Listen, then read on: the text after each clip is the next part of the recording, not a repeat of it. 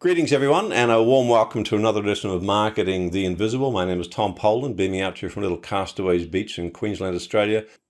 Joined today by the highly and globally esteemed Yanik Silva. Yanik, g'day, very warm welcome, sir. Where are you hanging out? Thanks, Tom. Yeah, I'm right outside Washington, D.C. today.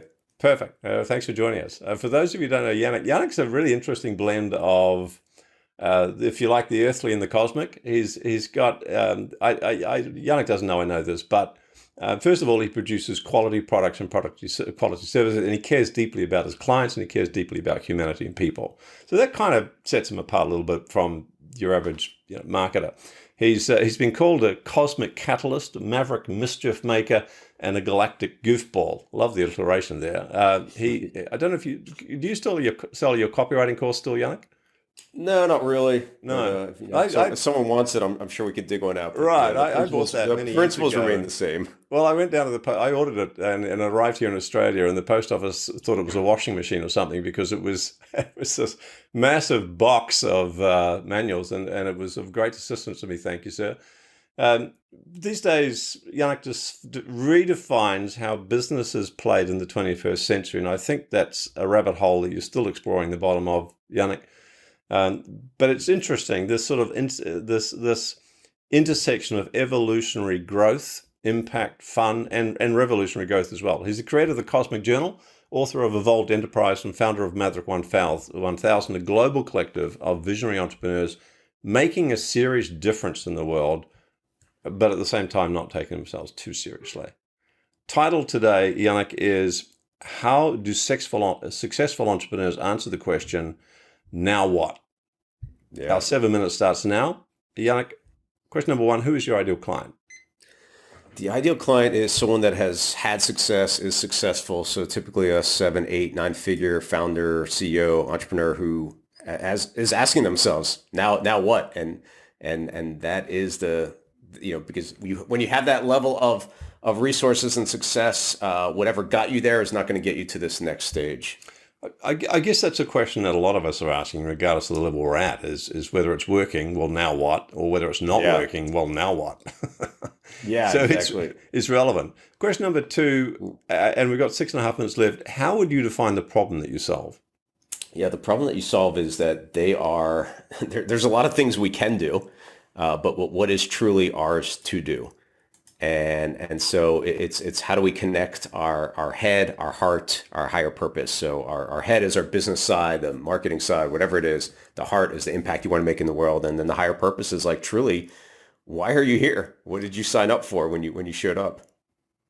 Would you say that the latter, the why are you here, is a question that people ask themselves once they're established financially? Do you think that's a question that comes more often to people who have had a modicum of success? Now Yeah, what?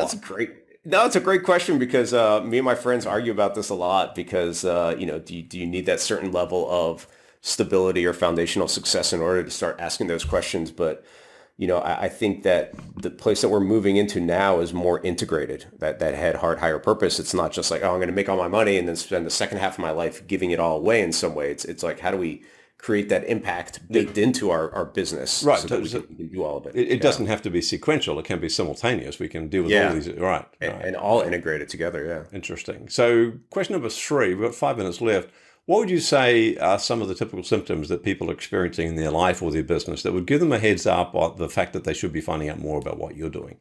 Yeah, I call it the cosmic alarm clock. It's this little whisper that gets louder and louder. You can either hit snooze or you can answer it. And it's usually going to be so for me, it was asking a very simple question, which is, am I happy? Would I be happy doing what I'm doing 10 years from now? And it was, it was looking from the outside in, everything was great, very successful, making a lot of money. But when I answered that really truthfully in my journal, so I'm a big journaler, the answer was no. And it wasn't because I wasn't helping people or helping their lives, but it didn't feel like that is the greatest expression of what I could be doing. So some symptoms are feeling frustrated, feeling depressed even, maybe leaning on drinking a little bit too much or other drugs or just other things where you're just feeling flat and you're just feeling uninspired in some way, and there's something more.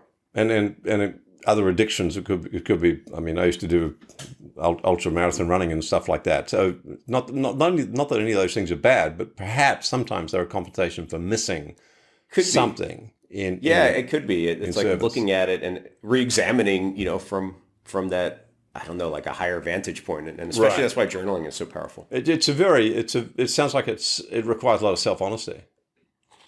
Yeah, and as masters of our own domain, as entrepreneurs, we don't always want to see that. So that's why you might need someone else that can reflect that. As human beings, we don't always want to see it.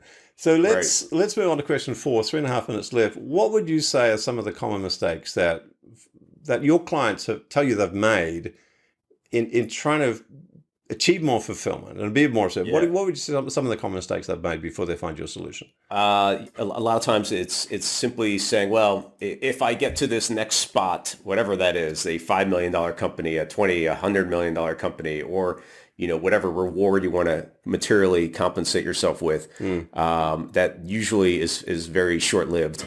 And it doesn't turn into the ultimate fulfillment that you want. And the other thing is trying to go at it alone. So just saying, well, I figured this out before, I'm going to figure out this next part alone. Right. Yeah, that doesn't make a lot of sense. But I mean, to get to where we are, perhaps it does, but to get to the next level, maybe not. Interesting, all the greatest sports people and actors and performers all have someone mentoring them, guiding them, coaching them, training them. Question number 5 then, 2.5 minutes left. Let's talk about a top tip. We're not going to solve the whole issue with this one tip, but it might take people a step in the right direction. What's one valuable free action that folks could take that's going to move them along? I mean, one of my favorites is your questions dictate your answers. So I love great questions. And so one of them is what I said before, right? What I'd be happy doing, I'm doing 10 years from now. Another one is, what would my 111-year-old self tell me? Another one is, what would I do even if I knew it would fail? So now you're removing attachment from success from what you want to do. And I'd answer that not just one time, but I keep using the entire page to keep answering it. And I would answer it with my non-dominant hand, believe it or not. That's a great way of connecting your full brain and getting new insight. Right. That's fascinating. So great stuff there. Question number 6. Let's talk about where can people go to find out more? Valuable free resources, a landing page of some sort. Sure. I would check out evolvedenterprise.com. That's the book that I wrote that really put all the pieces together about how business can make a greater impact in the world. It has a lot of different business models for you to do that, examples. And then probably in the first 3 chapters, it has some of these great questions as well, and a little bit of my story on how I got there. Fantastic. As evolved, as an evolved being, I suppose, EVOLVED enterprise.com. Go get it. Thank you, Yanik. We've got 70 seconds left. Question number 7 is, what's the one question I should have asked you but didn't? It would be, what is one thing that you could, so maybe what is another question that they could be asking themselves, or another action they could be doing? And that would be something I call a cosmic checkbox. So something that just brings you joy and fulfillment no matter what. And if you set yourself up to have maybe it's a 21-day challenge, a 33-day challenge, it could be a 108-day, whatever it is, but you use that checkbox every single day, and then you'll see what the byproduct is without even knowing what it's going to be. Just leaning into what is that joyful, fun expression of something that you've maybe left behind before. Why would you not want that? Why not? Yeah. Yanik Silva, thank you so much for your time and your wisdom and your insights. Thanks, Tom. Thanks for checking out our Marketing the Invisible podcast. If you like what we're doing here, please head over to iTunes to subscribe, rate us, and leave us a review. It's very much appreciated. And if you want to generate 5 fresh leads in just 5 hours, then check out www.5hourchallenge.com.